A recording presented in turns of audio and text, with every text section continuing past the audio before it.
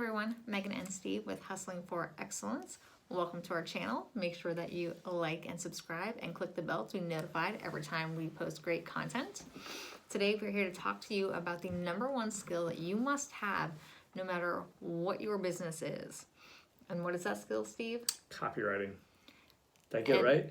You did get it right. It is copywriting. And no, we don't mean copywriting as in like that little symbol that, this is copyrighted by whoever. We're talking about the actual skill of crafting your message to sell whatever your product is to your customer, to your audience. So pretty much we've broken it down into 5 steps. And we're going to give you a quick example of what is involved in the copywriting process.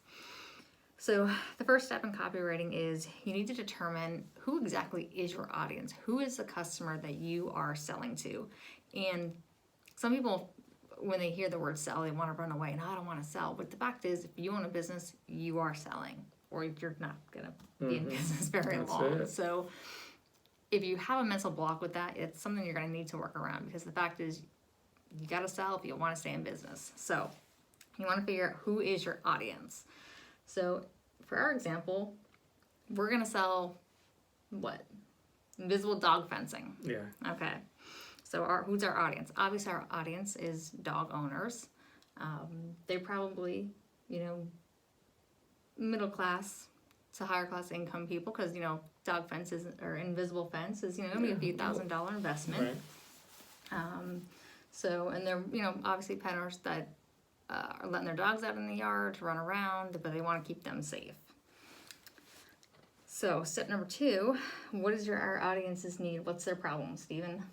Right. How do you solve the problem? So the problem, I really don't necessarily care if I have a fence or not. What I care about is my dog being safe in the yard. So for me, this problem, it's solving the problem of, just making sure the dog is safe and doesn't run away, and I can feel good about that, so nothing happens, so I don't have to feel guilty. So I think the biggest problem is just that I'd be solving is just that the safety of the pet. Okay. So number 3 is, how does our product solve that our customer's problem? And there's 2 things you want to think about here. There's benefits of your product, and then there are the features. Features are great. It's like if you go to buy a car and they tell you about, it's got this much horsepower and it can, here's the safety specs. Those are all features. Not too many people really actually care about the features. It's the benefits that we're all looking for as potential buyers. Right. So what are, the benefits to our invisible dog fence? Well, the benefits are their pet is safe and protected. It keeps them from running out of the yard to potential harm. So number 4 is then you have to craft your message around the emotions that are being invoked from your audience. So what are those emotions that we're after to get them to buy? Yeah, absolutely. So for me, I'm thinking about a lot of things come up from like fear and safety, right? So when I let my dog outside, I want to make sure they're safe. That little Fido comes back home. Right. The convenience factor of it, that I can feel confident and safe that I can just let Fido run out into the yard and not have to really worry about it, not have to watch him run around.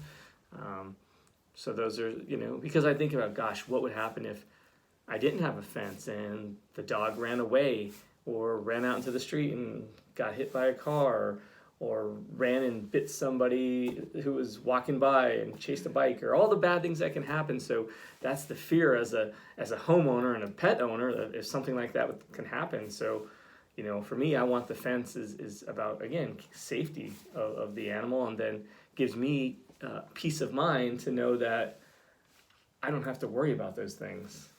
All right, and so as you hear Steve talking, those are all the emotions that are being invoked. And so that's what you want to craft your message, and that's what you want to write to, because people, make sense or not, we all do it. We buy on emotion. We don't buy logically. Right.